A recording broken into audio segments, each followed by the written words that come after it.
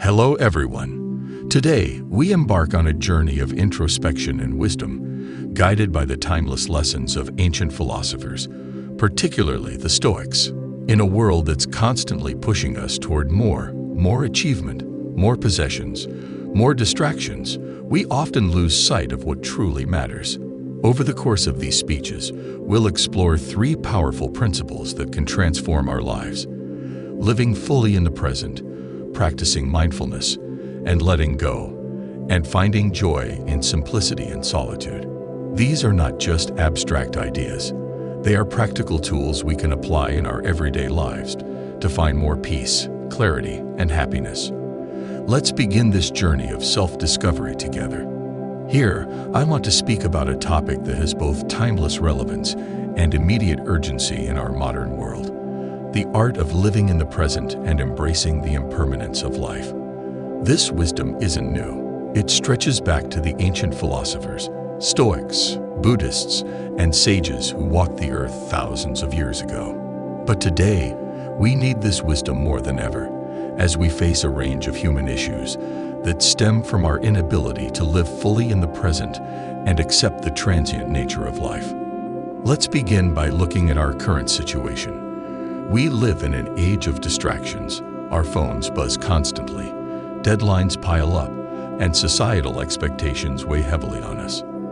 The pressure to achieve, to stay ahead, to be constantly productive is immense. We're consumed with what's next on our to-do list, planning for the future, worrying about outcomes, and we forget the most important thing: this moment. Marcus Aurelius, the Stoic philosopher and Roman emperor, famously said, "Do not act as if you had 10,000 years to live. While you have life in you, while you have the power, be industrious. Before it is too late, decide to be happy." What Marcus was reminding us is that life is happening now. Not tomorrow, not after the next task is complete, but right now. And yet, how often do we pause to really live in the present? One of the biggest issues we face today is anxiety. Anxiety about the future, our goals, our status. We are constantly asking ourselves, am I doing enough? Or will I succeed? This fear of an uncertain future grips us, and in doing so, it steals the present from us. The Stoics had a concept called amor fati, love of fate. They taught that whatever happens, good or bad, is part of life's flow. Instead of resisting or fearing what may come, they believed in embracing it, to love even the challenges, the difficulties, because they are opportunities to grow. Epictetus, another Stoic, said, "It's not what happens to you, but how you react to it that matters." This speaks to the idea that we cannot control the external world or predict the future, but we can control how we respond, how we live in the present. Now, I want to offer a solution to this anxiety about the future, a solution grounded in ancient wisdom, but relevant for today's world. Mindfulness. This is not a modern invention. It has been practiced for millennia. The Buddhists have long taught the value of mindfulness, of being fully present in each moment, observing our thoughts without judgment, and learning to let go of future worries. When we practice mindfulness, we train our minds to stay grounded in the now. We stop living in a state of constant what if and begin to appreciate what is. Let's think about impermanence for a moment. This is a truth that all major philosophical traditions emphasize. Everything changes. Nothing is permanent. The Greek philosopher Heraclitus said, "You cannot step into the same river twice, for the river is always changing." This truth can be both unsettling and liberating. Unsettling because we often fear change, but liberating because it reminds us that nothing bad lasts forever and no situation is permanent. In today's world, many people struggle with feelings of being stuck in their careers, in relationships, in life. We fear that we will be trapped in our circumstances forever, but impermanence tells us otherwise. Life is always in motion, even if we can't see it. The Stoics encouraged us to understand this, not to fear it. They believed in finding peace through acceptance, accepting that life is a series of cycles, ups and downs, and that the only constant is change. How can we apply this in our daily lives? First, we can learn to stop clinging to things we cannot control. So often, we expend enormous amounts of energy resisting what is inevitable. We resist change, we resist failure, we resist loss. But life has its own rhythm, its own flow, and we must learn to move with it, not against it. In Buddhist philosophy, there's a concept called non-attachment. This doesn't mean we shouldn't care about things or people. It means that we understand the temporary nature of everything and everyone in our lives. Non-attachment is about appreciating things fully while they're here, without being destroyed by their passing. This wisdom is vital in today's fast-paced world, where loss, whether it's the end of a relationship, a job, or even a life, can feel devastating. Non-attachment helps us cultivate inner peace by reminding us that while loss is inevitable, suffering over that loss is a choice. This brings me to another human issue we face: burnout. Many of us are burning ourselves out by constantly striving for more, working longer hours, and pushing ourselves to the brink in the hopes of a better tomorrow. But at what cost? Seneca, the Stoic philosopher, wrote extensively about time. He said, "It is not that we have a short time to live, but that we waste a lot of it. We burn out because we chase an elusive future, forgetting that life is happening right now. We miss out on the joys of the present moment because we're too focused on the next achievement." The solution here is simple but profound. Slow down. Take time to appreciate what's in front of you, rather than always rushing to the next thing.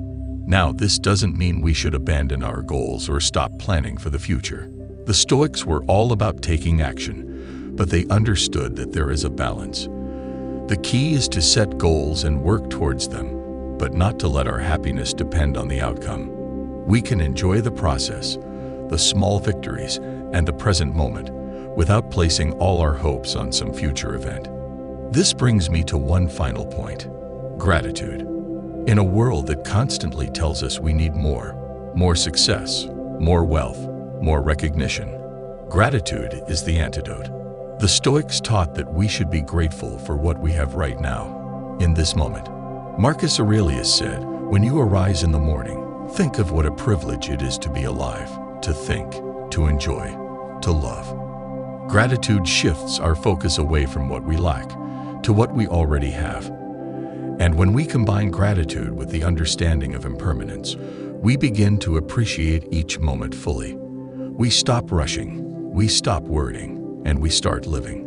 So, the wisdom of living in the present and embracing life's impermanence offers a powerful solution to many of the issues we face today: anxiety, burnout, feelings of being stuck. The teachings of the Stoics, Buddhists, and other ancient philosophers remind us that life is fleeting, that change is inevitable, and that our greatest power lies in how we choose to respond to it. By practicing mindfulness, embracing impermanence, letting go of what we cannot control, and cultivating gratitude, we can live fuller, richer lives. We can find peace not in some distant future, but right here, in this moment. So, as of now, we discussed the importance of living in the present and embracing life's impermanence. And now we're going to take this conversation a step further and dive into two key ideas that can transform how we experience life: mindfulness and the art of letting go. In the modern world, most of us are burdened by stress. We juggle work, relationships, personal goals, and the never-ending stream of information from our devices. We find ourselves constantly thinking about the past or worrying about the future, and in this process, we lose touch with the present.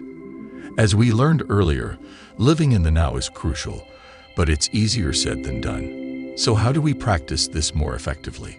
The answer lies in mindfulness. Mindfulness is not a new concept, although it has gained tremendous popularity in recent years. It's an ancient practice rooted in Buddhist philosophy and has been echoed by many philosophical traditions. Epictetus, one of the great Stoic philosophers, taught that we suffer more in imagination than in reality. This is so true in today's world. We often anticipate problems, play out worst-case scenarios in our minds, and live in a state of constant anxiety. Mindfulness teaches us to break this cycle. Instead of living in our heads, we learn to focus on what's in front of us, right now, in this moment. In a practical sense, mindfulness is a tool that allows us to pause. When we're overwhelmed by stress or anxiety, we can take a moment to ground ourselves. The breath is often used as a simple but effective anchor. Just focusing on your breath, observing the rise and fall of each inhale and exhale, can help you return to the present moment. This practice may seem simple, but its effects are profound. Over time, it trains the mind to be less reactive and more present. But mindfulness isn't just about focusing on pleasant experiences. It's about learning to sit with discomfort too. Often, we try to avoid pain, whether it's physical, emotional, or mental. We distract ourselves with work, entertainment, or social media. But the more we avoid discomfort, the more power it gains over us. Mindfulness teaches us that it's okay to experience discomfort. It's okay to feel sad, anxious, or uncertain. These emotions are part of life, and by observing them without judgment, we reduce their grip on us. This brings us to the second key idea, letting go. In today's world, many of us are trapped by the need for control. We try to control our careers, relationships, outcomes, and even other people. We believe that if we just try hard enough, we can make everything in life go exactly as we want. But this is an illusion. Life is unpredictable. It has its own rhythm, and trying to control everything only leads to frustration, stress, and eventually, burnout. The Stoic philosophers, who were masters of mental resilience, understood this. They taught that there are two categories of things in life, those we can control and those we cannot. Epictetus famously said, "Some things are up to us, and some things are not." What we can control is our own mind, our thoughts, our actions, our responses to the world. But what we cannot control is everything else. The weather, other people's behavior, or the outcome of events. The art of letting go, then, is about accepting this reality. It's about focusing our energy on what we can control, our own responses, and learning to let go of everything else. This doesn't mean we become passive or stop caring about the world. Rather, it means we stop wasting energy on things we cannot change. By doing so, we free ourselves from unnecessary stress and anxiety.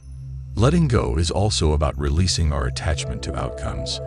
In today's goal-oriented society, we're conditioned to believe that happiness lies in achieving something, whether it's a promotion, a relationship, or a certain status. We're constantly chasing these external milestones, thinking they will finally bring us peace and contentment. But as the Stoics and Buddhists have both taught us, happiness doesn't come from external achievements. It comes from within. This idea is encapsulated in the Buddhist practice of non-attachment. Non-attachment doesn't mean we stop caring about things or people. It means we stop clinging to the idea that our happiness depends on certain outcomes. We can pursue our goals with passion and dedication, but we must also learn to accept that life may not always turn out the way we plan. This is the art of letting go, of trusting the process without needing to control the outcome. Let's bring this down to a practical level. Think about how much energy we waste worrying about things we can't control, whether someone likes us, whether we'll get that job, or whether our plans will work out perfectly. All this worry does is drain our mental and emotional resources. The solution: let go. Focus on what you can do in the present moment, and release your attachment to how things should turn out. When we let go of the need for control, we create space for something much more valuable: inner peace. The Stoics referred to this as ataraxia, a state of unshakable calm. It's the ability to remain serene, even in the face of uncertainty, because we understand that no amount of worrying or controlling will change the outcome. What will happen, will happen. I want to highlight one final aspect of letting go of the past. Many of us carry the weight of past mistakes, regrets, and failures. We replay these moments in our minds, wondering what we could have done differently, or how we could have prevented certain outcomes. But as Marcus Aurelius wrote in his Meditations, the impediment to action advances action. What stands in the way becomes the way. In other words, our past challenges and setbacks are not obstacles, they are opportunities for growth. By letting go of the past, we free ourselves from its hold. We allow ourselves to move forward, unburdened by regret. We acknowledge that the past is gone, and the only thing that matters now is how we choose to live in this moment. To conclude, mindfulness and letting go are two powerful practices that can drastically improve our quality of life. Mindfulness teaches us to be fully present, to observe our thoughts and emotions without judgment, and to stop living in a state of constant distraction. Letting go, on the other hand, frees us from the burden of control, helping us focus on what we can change, our responses, while releasing our attachment to outcomes and past regrets. Together, these practices can help us navigate the complexities of modern life with more ease, clarity, and peace. By being mindful of the present moment and letting go of what we cannot control, we can experience life as it unfolds, without the constant need for things to be different. This is the path to true inner peace, and it is available to all of us if we are willing to walk it. Over the past 2 speeches, we've explored the power of living in the present, the practice of mindfulness, and the art of letting go. Now, we'll delve into the final and perhaps most essential step in this journey, finding joy in simplicity and appreciating solitude. In our modern world, where speed, complexity, and constant interaction often define success, the wisdom of simplicity and solitude may seem counterintuitive. But if we pause and reflect, these practices can lead us to a deeper, more lasting sense of peace and fulfillment. Let's start with simplicity. Modern life has a way of overwhelming us with options, responsibilities, and distractions. We're constantly told that we need more success, more possessions, more experiences. This endless pursuit of more creates a cycle of stress and dissatisfaction. Even when we achieve what we think will make us happy, the satisfaction is often fleeting, and we find ourselves yearning for the next thing. The great philosophers understood the dangers of this mindset. One of the most famous Stoics, Seneca, warned against the accumulation of wealth and possessions. He said, "It is not the man who has too little, but the man who craves more, that is poor." In other words, the more we chase after material wealth or external validation, the more we imprison ourselves in a state of constant want. Simplicity, on the other hand, teaches us that less is often more. By focusing on what truly matters, we can find contentment in the here and now. Let's think about how this applies to our daily lives. Many of us are guilty of overcomplicating things, whether it's our schedules, our relationships, or even our goals. We pack our days with activities, fill our homes with objects, and clutter our minds with endless to-do lists. Yet, when we strip away all of this excess, we often discover that the simplest things bring us the most joy. A quiet walk in nature, a meaningful conversation with a loved one, or even just a moment of silence can be more fulfilling than any material possession or achievement. The Stoics believe that true happiness comes from within, not from external circumstances. This is why they emphasized cultivating virtues like wisdom, courage, and moderation over the pursuit of wealth or status. Epictetus, one of the great Stoic teachers, famously said, "Wealth consists not in having great possessions, but in having few wants." This idea of reducing our desires to the essentials is the key to living a simpler, more joyful life. Simplicity is not about denying ourselves pleasure or renouncing all possessions. It's about focusing on what truly matters and letting go of the excess. This is a lesson we can apply to many areas of our lives. For example, instead of filling our schedules with endless activities, we can focus on a few meaningful pursuits. Instead of constantly chasing after more possessions, we can appreciate the things we already have. This shift in mindset allows us to find joy in the present moment, rather than always seeking fulfillment somewhere in the future. But how do we cultivate this appreciation for simplicity? One powerful tool is gratitude. Gratitude is the practice of recognizing and appreciating the good things we already have in our lives. When we take the time to be grateful for even the simplest things, a warm meal, a roof over our heads, the beauty of nature, we begin to realize that we already have more than enough. The Stoics were big proponents of gratitude. Marcus Aurelius, in his meditations, often reflected on the small blessings of his life, reminding himself that happiness is found in appreciating the present. The practice of gratitude doesn't just make us feel good in the moment. It also shifts our perspective. It helps us realize that we don't need to constantly strive for more to be happy. Instead, we can find joy in what's already here.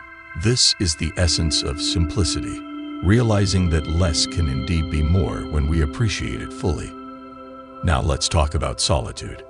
In our hyper-connected world, solitude is often misunderstood. Many people associate solitude with loneliness or isolation, and in a culture that values constant interaction and networking, being alone is sometimes seen as undesirable. But solitude, when embraced mindfully, is a source of immense strength and wisdom. Throughout history, some of the greatest thinkers, from philosophers to artists, have valued solitude as a way to connect with their inner selves. The Stoics, for example, practiced self-reflection as a way to cultivate wisdom and virtue. Seneca wrote, "Retire into yourself as much as you can. Associate with those who will make a better man of you. Welcome those whom you are capable of making better." What Seneca meant was that solitude is not about escaping from the world, but about reconnecting with our true selves. In today's world, where social media and constant communication dominate our attention, finding time for solitude is more important than ever. Solitude allows us to step back from the noise, reflect on our thoughts and feelings, and gain clarity. It helps us reset our priorities and reconnect with what truly matters. Without this time for self-reflection, we can easily become lost in the hustle and bustle of daily life, reacting to external events rather than living intentionally. But how do we embrace solitude without feeling lonely? The answer lies in our mindset. Loneliness is the feeling of lacking connection, but solitude is the practice of deepening our connection with ourselves.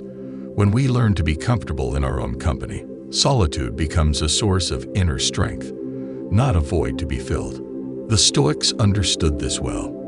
Marcus Aurelius, despite being one of the most powerful men in the world, often retreated into solitude to reflect on his life and actions. He used this time not to escape from his responsibilities, but to approach them with greater wisdom and clarity. One of the most important benefits of solitude is that it gives us the space to practice mindfulness and self-reflection. When we're alone, without the distractions of the external world, we can observe our thoughts more clearly. We can ask ourselves important questions. Am I living in alignment with my values? Am I chasing things that truly matter? Or am I caught up in the pursuit of external validation? These moments of self-inquiry are crucial for personal growth. In solitude, we also learn to appreciate the present moment more deeply. Without the distractions of constant social interaction, we can fully immerse ourselves in simple pleasures, whether it's reading a book, enjoying a cup of tea, or simply sitting in silence. These small moments of solitude allow us to slow down and reconnect with the beauty of life's simplicity. Let me share a simple but powerful thought from the Roman philosopher Seneca. Nothing is more honorable than a grateful heart. Gratitude and simplicity go hand in hand. When we strip away the excess and appreciate the small, everyday moments, we find a deeper sense of fulfillment. Similarly, solitude helps us cultivate gratitude by giving us the space to reflect on what truly matters. In conclusion, simplicity and solitude are not just philosophical ideals, they are practical solutions to many of the challenges we face in the modern world. In a culture that promotes constant business and endless consumption, we can find peace and joy by embracing simplicity and spending time in solitude. By simplifying our lives and cultivating gratitude, we discover that we already have everything we need to be happy. And by embracing solitude, we reconnect with our inner selves, gaining clarity, strength, and wisdom. Together, these practices form the foundation of a life well lived, a life rooted in the present, guided by mindfulness, and enriched by gratitude. As we move forward in this journey, let us remember that true happiness is not found in the pursuit of more, but in appreciating what is already here, in this moment. As we come to the end of our exploration, I want to remind you of the wisdom we've uncovered. First, we learned the importance of living fully in the present, embracing the impermanence of life, and focusing on what's truly in front of us. Then we dived into mindfulness and the art of letting go, releasing the need for control and finding peace in the unpredictable nature of life.